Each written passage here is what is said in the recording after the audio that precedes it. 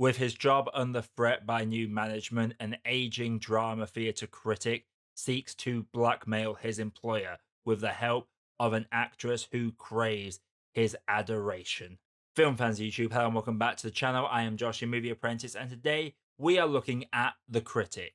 Directed by Anand Tucker and starring the talents of Sir Ian McKellen, Mark Strong, and Gemma Arterton. Before I get into my review, if you like seeing on the channel, click the like button and subscribe for more video reviews that's coming all the time. Without further ado, let's jump in and talk about The Critic. The Critic is a movie that was very unbalanced, to be upfront. I saw one trailer for this. I saw Ian McKellen was the lead in this. I love seeing these classic British actors that are getting on in age being given the headline role in movies. So if I see that happen, I will go watch the movie. And credit to Sir Ian McKellen in this because he plays an outright slimy and deplorable main protagonist that you could relate to some extent, but the actions that he takes in order to gain what he wants is deplorable and almost inhumane. It was very lacking in any sort of empathy. Gemma Arterton plays a fantastic character who basically has admired this critic since they were a child. And the fact she worships this critic whose job is to critique actresses being the reason that she gets into acting, that is a nice little trope and it gives a nice thorough line into the bond they develop throughout the film. And the scenes they share are some of the greatest moments. Gemma Arterton and Ian McKellen bounce very well off each other. Mark Strong as well is pretty decent in this. It's weird seeing Mark Strong not being bold for once, but I feel like he pulls off the look very well. However, performances aside, it does feel like the critic leaves a lot on the table. It feels like for the insane incident to actually happen, it takes a bit too long to get to that point. And once the film finally gets into a full swing of things, it feels like there's a number of story beats that are hurriedly rushed along, leading to a lack of real emotional payoff. There is a character who is alongside Ian McKellen's critic character the whole way through the film, yet they don't really add much to the story outside of the final act.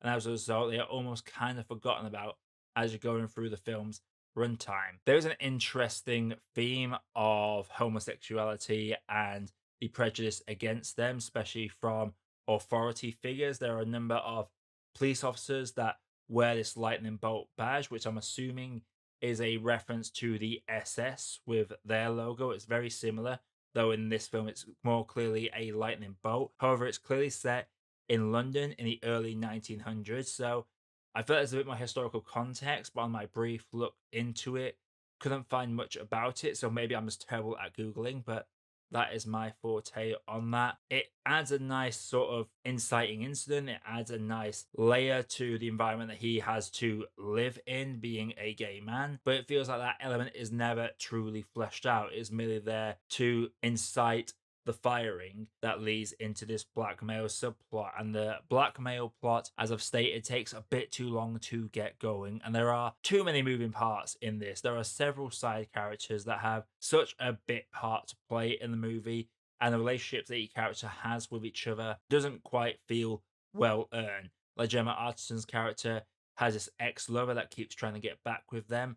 That whole romance never feels fully fleshed out, and the twists and turns in that romance never feel truly earned in the long run. Mark Strong's character, the new owner of the paper, the Chronicle, that our critic writes for, he is just a businessman trying to move the paper into a new century and phasing out some of the old guard. And that is a thing. Like the old guard fear getting left behind if they don't catch up to modern day sensibilities and morals. But again, that feels like it's a theme that is hardly delved into. Once things start to really hit the fan, it feels like the film is over rather quickly. This is a film that is about an hour and 40 minutes long, and it feels like a lot of the main bits get rushed along. It takes a good hour for the true meat of the story to truly begin, and then it wraps up as quickly as possible. I feel like this film could have done with a good 20 minutes extra to really help develop the relationship, especially between certain characters. Because in the end of the film, it's just a case of who is the least deplorable out of the characters we meet. There's not a single character that I can say is outright likable. There are characters that you can admire for their drive, and you can understand these characters. There's no one you can really root for. So it leaves a bit of an empty void in you when you're watching the film. And when we get to the climax, there is no feeling of elation. It just feels like it's a movie that stayed on a slow cook and never really fully realized itself or got all the flavors out that it required. Before I get into my grade, if you like seeing on the channel again, click the like button. Make sure you hit that notification so you never miss any more reviews like this one. Without further ado, The Critic. This is a movie that is carried by some really good performances like Sir Ian McKellen, making me hate Sir Ian McKellen with how deplorable and detestable his character is in this is an achievement into of itself. But the way it feels like it focuses too much on the setup and not enough time focusing on the meat of the story feels like there is a lot left on the table, and that was very disappointing for me. I was interested in this idea of a critic who isn't afraid to speak his mind, and his boss trying to tone him back and using his natural sexuality as a way to fire him. So that leads to the blackmail. That could have been a very good dynamic, but that's the setup of the movie. Yet the film takes half the movie to set that up and rushes through what should be 2 acts of the movie. It's very lackluster, but I did enjoy myself to an extent. But I feel like even from my average expectations, it fell just short of those. And I will say that for me, The Critic has too much milk. So, The Critic, have you seen it? Have let me know your thought down in the comments below. It comes out on September the 13th. So, do make sure you let me know what you think, and let's discuss in the comments what was good about the film, what was bad, what was weak. Coming up on the channel, going to be reviewing Beetlejuice either on Monday or Tuesday, depending on when that review can get edited and put out there.